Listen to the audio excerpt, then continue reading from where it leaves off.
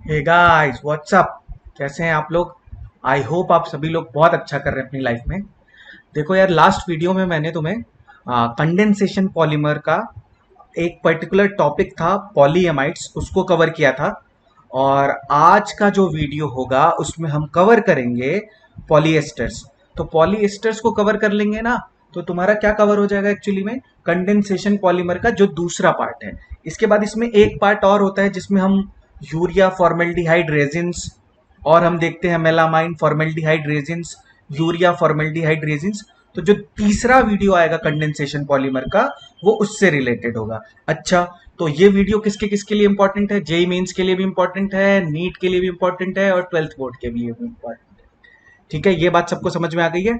Welcome to the official YouTube channel of केमीवे। मेरा नाम है सौरभ श्रीवास्तव और आज का वीडियो हम शुरू करते हैं बिना किसी देरी के। देखो, तो आज का जो टॉपिक है वो वैसे ही बहुत इंपॉर्टेंट है, तो सबसे पहले हम हेडिंग डाल देंगे पॉलीएस्टर। एक बात समझो पहले ध्यान से, पॉलीएस्टर, पहली चीज तो मैंने तुम्हें यही बता दी कि पॉलीएस्टर में पहली चीज याद रखना, this is a condensation polymer. This is a condensation polymer. तो मतलब ये कंडेंसेशन पॉलीमर की कैटेगरी में आएगा। ठीक है, तो पहली चीज ये याद रखना कि ये कंडेंसेशन पॉलीमर है, इसका मतलब ये एडिशन पॉलीमर नहीं है। तो पहला तो यही क्वेश्चन पूछ सकता है कि which of the following is condensation polymer.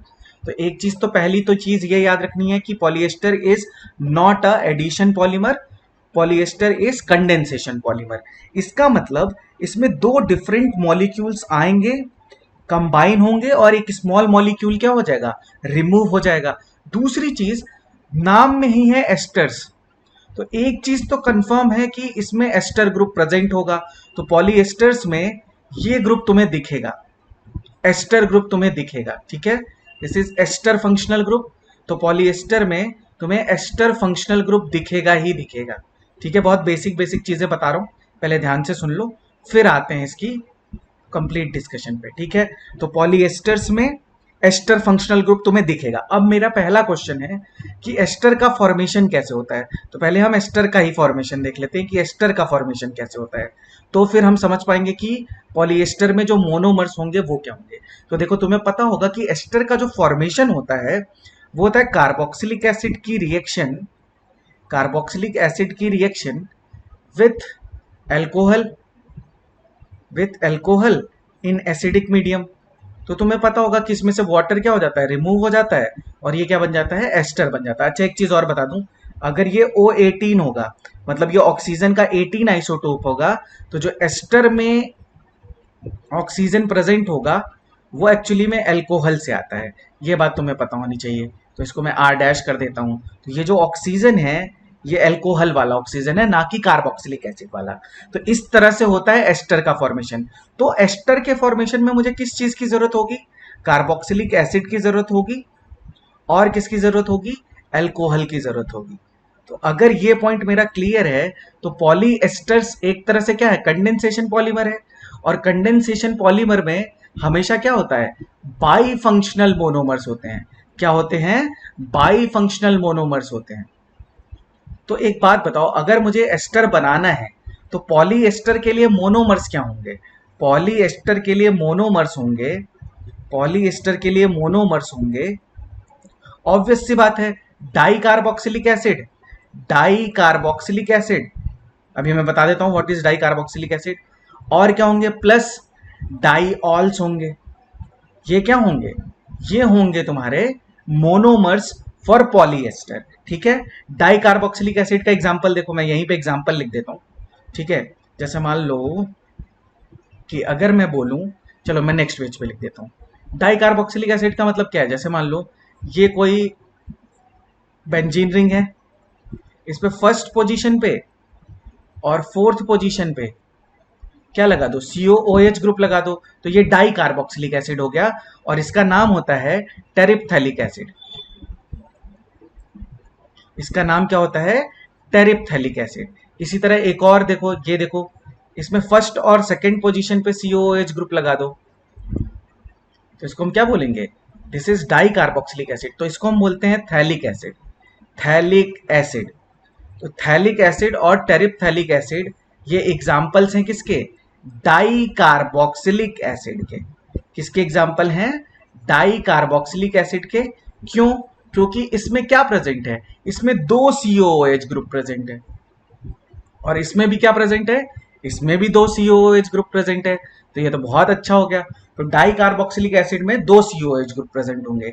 इसी तरह डाईऑल्स का मतलब क्या होगा, डाईऑल्स का मतलब होगा कि इसमें दो OH ग्रुप प्रेजेंट होंगे। तो एक बहुत अच्छा एग्जांपल है CH2OH, CH2OH। यहाँ पे देखो दो OH ग्रुप प्रेजेंट है, इसी को हम क्या बोल देंगे, इसी को हम बोल देंगे डाईऑल। तो डाईऑल, और इसका नाम होता है इथाइलिन, इथाइलिन ग्लाइकॉल। इसी का नाम क्या होता है, इसी का नाम होता है तुम्हारा इथाइलिन ग्लाइकॉल। इजी, यहां तक किसी को कोई प्रॉब्लम नहीं। अब हम आते हैं पॉलिएस्टर्स के दो इंपॉर्टेंट एग्जाम्पल हैं जो तुम्हारे नीट के एग्जाम में भी पूछे जाते हैं, जेई के एग्जाम में भी पूछे जाते हैं, और बोर्ड्स में तो पूछे ही जाते हैं। तो हम दोनों एग्जाम्पल को कवर करते हैं और जल्दी से वीडियो को फिनिश करते हैं। एक बात और बता दे रहा हूं कि मैंने डिस्क्रिप्शन बॉक्स में मैंने पॉलीमर के असाइनमेंट की लिंक दे रखी है। तो आप पढ़ने के बाद उसमें 45 क्वेश्चंस हैं, उनको सॉल्व कर लेना, आपको समझ में आ जाएगा ये चैप्टर अच्छे से। ठीक है, चलो। तो पॉलीएस्टर का पहला एग्जाम्पल है, देखो सबसे इंपॉर्टेंट एग्जाम्पल है टेरिलीन। टेरिलीन, और इसी को हम बोलते हैं डेक्रॉन। ठीक है, टेरिलीन और डेक्रॉन। हमें कैसे समझना है इसे, सबसे पहले हमें समझना है कि इसका मोनोमर क्या होगा। तो सबसे पहले मैं मोनोमर लिख देता हूं। इसका मोनोमर क्या होगा बताओ।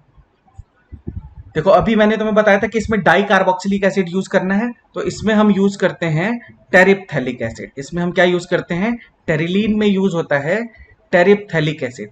नाम में टी आ रहा है, तो एक चीज याद रखना, देखो याद रखने का तरीका है, दो ही है कोर्स में, टेरिलीन में टी आ रहा है और यहां पे भी इसके नेम में भी टी आ रहा है, तो इसको हम बोलते हैं टेरिप्थेलिक एसिड। तो याद हो जाएगा कि इसका एक मोनोमर है जिसमें टी आएगा, terephthalic acid, plus ethylene glycol. Ethylene glycol क्या होता है, देखो CH2OH, CH2OH। अब कुछ नहीं करना है, इसके n मॉलिक्यूल्स ले लो, इसके भी n मॉलिक्यूल्स ले लो। एस्टर बनाने के लिए हमें क्या करना पड़ेगा, वाटर का रिमूवल करना पड़ेगा। देखो यहां से OH हटेगा और यहां से H हटेगा और यहां से वाटर क्या हो जाएगा, और कंडेंसेशन पॉलीमर में क्या होता है, स्मॉल मॉलिक्यूल इज रिमूव्ड, तो n मॉलिक्यूल्स ऑफ वाटर क्या हो जाएंगे, रिमूव हो जाएंगे, और किसका फॉर्मेशन हो जाएगा, टेरिलीन का फॉर्मेशन हो जाएगा। एक और इंपॉर्टेंट बात कि इसमें जो हम कैटलिस्ट यूज करते हैं वो होता है zinc acetate, zinc acetate and antimony oxide. Antimony oxide वो भी कौन सा ऑक्साइड, ट्राई ऑक्साइड। तो ये होता है तुम्हारा कैटलिस्ट इन दिस रिएक्शन। अब मेरी बात ध्यान से सुनो, देखो कैसे बनेगा प्रोडक्ट। यहाँ पे बेंजीन रिंग, यहाँ पे C डबल बॉन्ड O, ये देखो एस्टर लिंकेज बन गया। देखो ये ध्यान से देखो, अभी मैं दिखाता हूं तुम्हारे को, CH2 CH2। इसी तरह यहां से भी वाटर रिमूव होगा तो यहाँ पे O आ जाएगा, और यहां से OH रिमूव हो जाएगा तो ये बच जाएगा, और इसके n molecules as it is आके क्या हो जाएंगे, अटैच हो जाएंगे। इसी को हम बोलते हैं क्या, this particular product is terylene, terylene, और इसी को हम बोलते हैं डेक्रॉन। सिंपल है, कुछ भी नहीं है। ध्यान रखने वाली बात है कि पॉलिएस्टर है तो एस्टर ग्रुप क्या होगा, प्रेजेंट होगा। ये देखो एस्टर फंक्शनल ग्रुप इसमें क्या है, प्रेजेंट है। बस ऐसे हम देख के बता देंगे कि हाँ इसमें एस्टर ग्रुप प्रेजेंट है। और इसका जो हमें याद रखने वाली चीज है वो ये है कि इसका जो मोनोमर होता है वो होता है टेरिप्थेलिक एसिड और इथाइलिन ग्लाइकॉल, इथाइलिन ग्लाइकॉल। अच्छा एक चीज और याद रखना, ethylene glycol is diol and terephthalic acid is di carboxylic acid, di carboxylic acid. Simple, किसी को कोई प्रॉब्लम नहीं। सबसे इंपॉर्टेंट बात, इसकी प्रॉपर्टी याद रखना टेरिलीन की। टेरिलीन की एक प्रॉपर्टी होती है जिसकी वजह से इसका यूज है। Terylene is crease resistant, crease resistant. ठीक है, मतलब जो अपने शर्ट्स होते हैं या जो भी, उसमें हम पॉलिएस्टर को यूज करते हैं, या तो एज इट इज या तो फिर उसको ब्लेंड कर देते हैं हम कॉटन और वुल के साथ। तो एक चीज तुम्हें याद रखनी है कि ये क्रीज रेजिस्टेंट होता है। ठीक है, अगर ये क्रीज रेजिस्टेंट है तो इसको हम किसमें, फैब्रिक्स बनाने में हम यूज करते हैं। ठीक है, तो एक चीज तुम्हें याद रखना है कि ये क्रीज रेजिस्टेंट होता है and used in blending with, in blending with cotton और वुल, कॉटन और वुल। ठीक है, एक तो ये इंपॉर्टेंट हो गया कि फैब्रिक्स बनाने में यूज होता है। दूसरा, ये ग्लास री मटेरियल है। जब हम सेफ्टी हेलमेट्स का फॉर्मेशन करते हैं तो उसमें ग्लास की री करने के लिए हम इसको यूज करते हैं, किसको? पॉलीएस्टर्स को। ठीक है, सिंपल। अब हम देखते हैं next example, next example of polyester. तो नेक्स्ट एग्जांपल है पॉलीएस्टर का ग्लिप्टल। ग्लिप्टल, ठीक है, obviously glyptal is a polyester.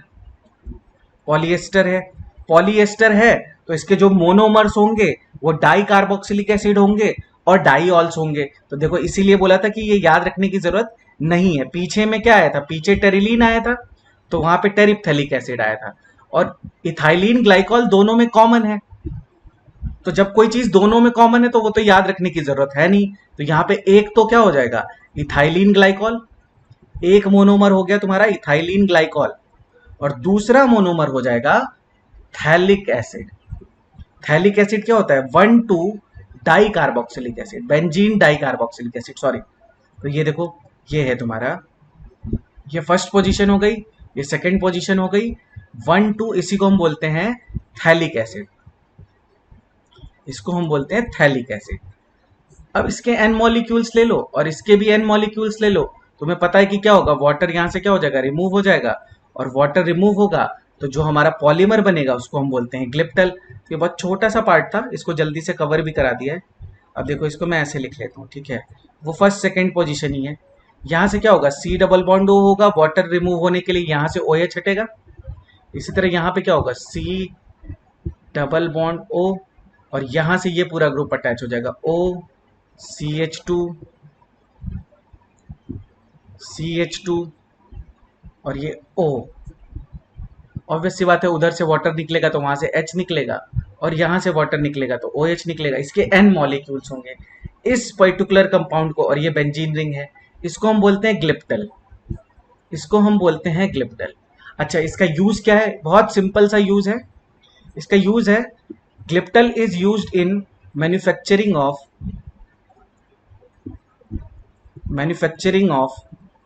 Paints and लैकर्स।